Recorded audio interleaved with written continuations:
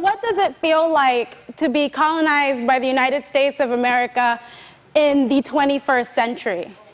This question haunts me, and I'm constantly questioning, what does this mean? And more specifically, what does it feel like? And I've come to the conclusion that perhaps Ralph Ellison's notion of being the invisible man is an apt description. And so as an invisible human in the American empire, people often refuse to see me for who and what I truly am. As a 21st century American colonial subject, I'm not really supposed to exist. In a moment that many are arguing is post or neo-colonial, as well as post-racial, discourses about race often pose a significant threat to the American fabric.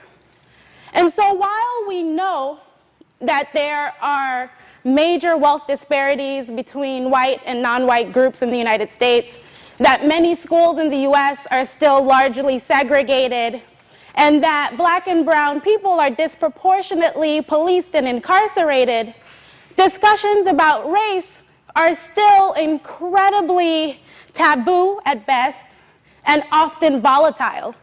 And when you add the question of colonialism, and American colonialism more specifically, to the mix, people often act as though you are dragging them kicking and screaming into the twilight zone. And so many people tell me that there's no such thing as American colonization.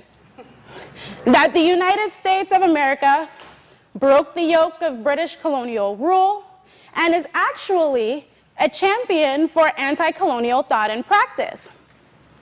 And often I argue that if we understand colonialism to be the acquisition, occupation, and administration of external territories and people for the sake of the accumulation of wealth, the increase of political power, or even territorial expansion, then it is incredibly difficult to argue that the United States of America is not a colonizer.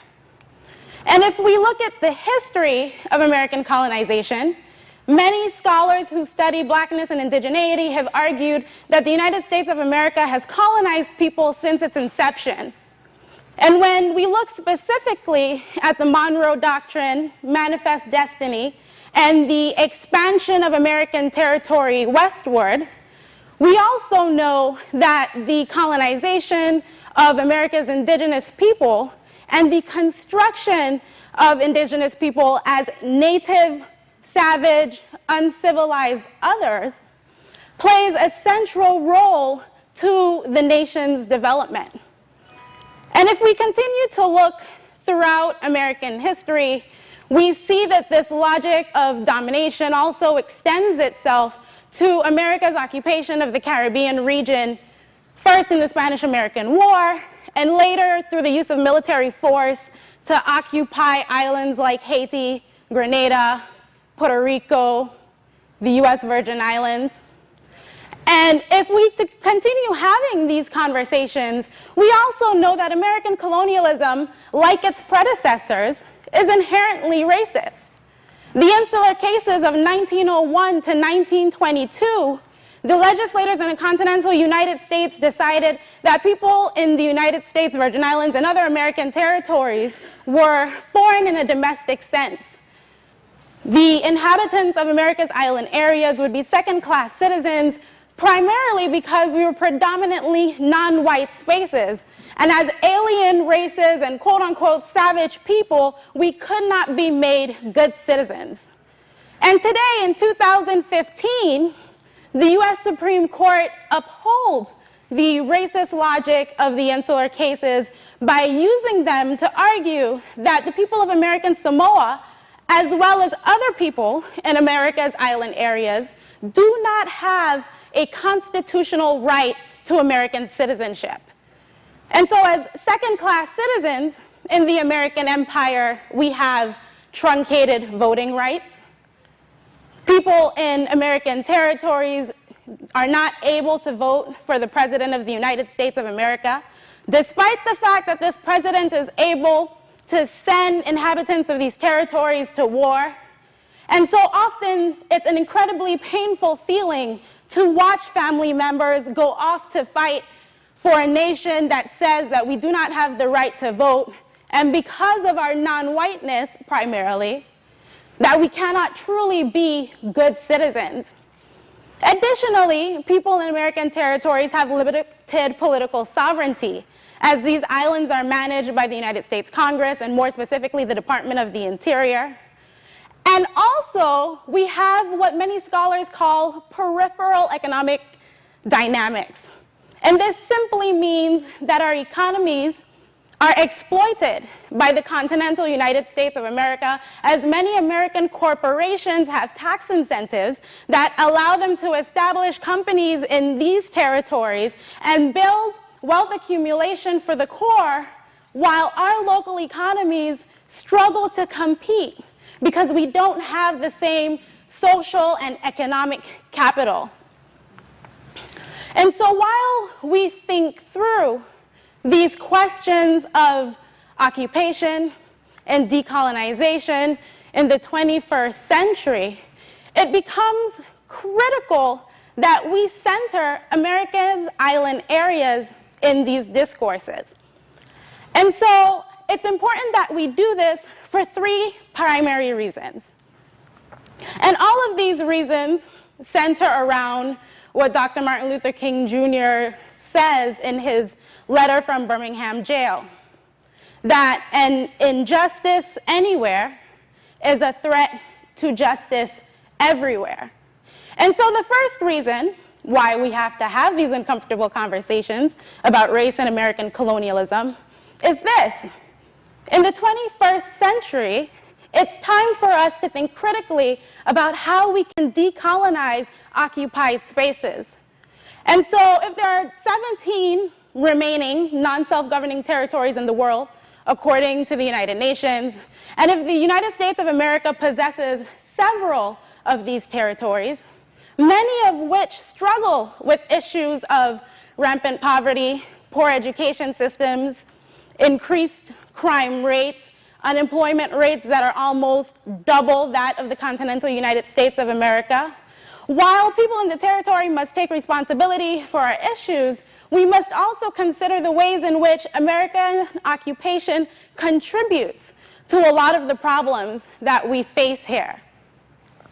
The second reason is this.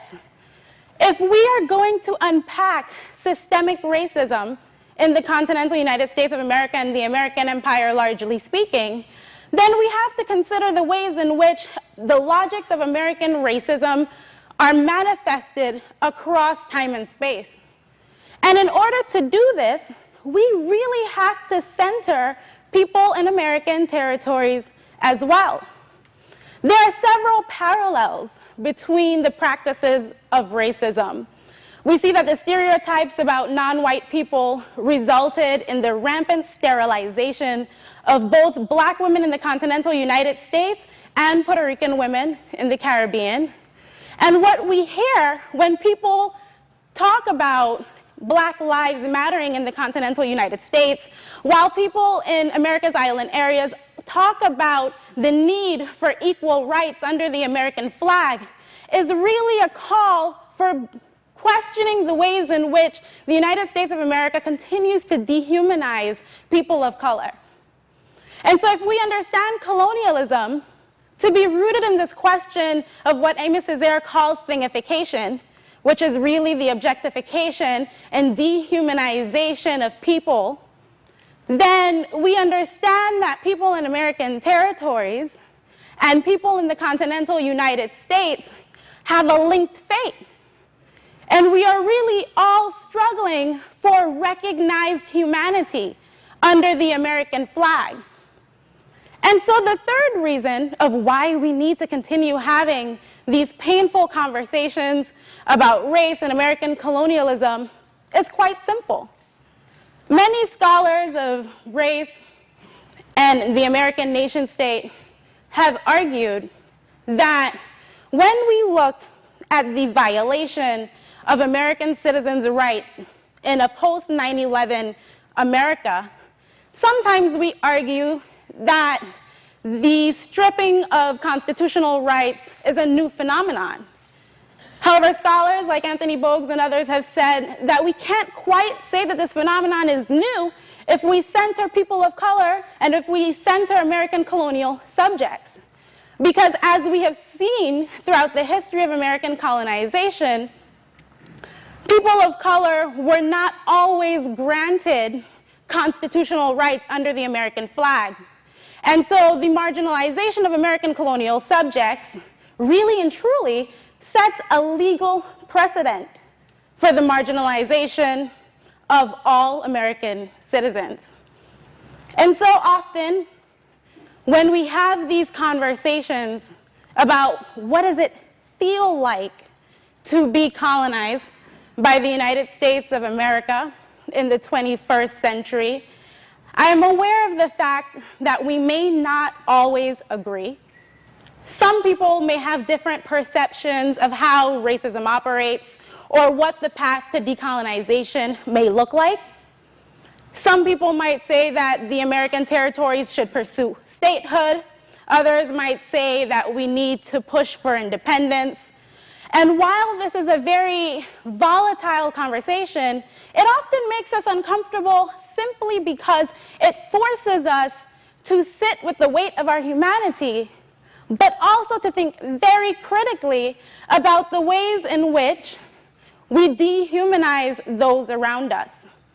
And so in spaces like the US Virgin Islands and other American territories, when we talk about race and we have discussions about colonialism, we realize that we are really locating ourselves in the larger American fabric, but also in the world. And so sometimes it's painful to look at someone in the eye and to truthfully talk about the ways in which we ourselves have been marginalized, or even to speak about the ways in which we may be privileged.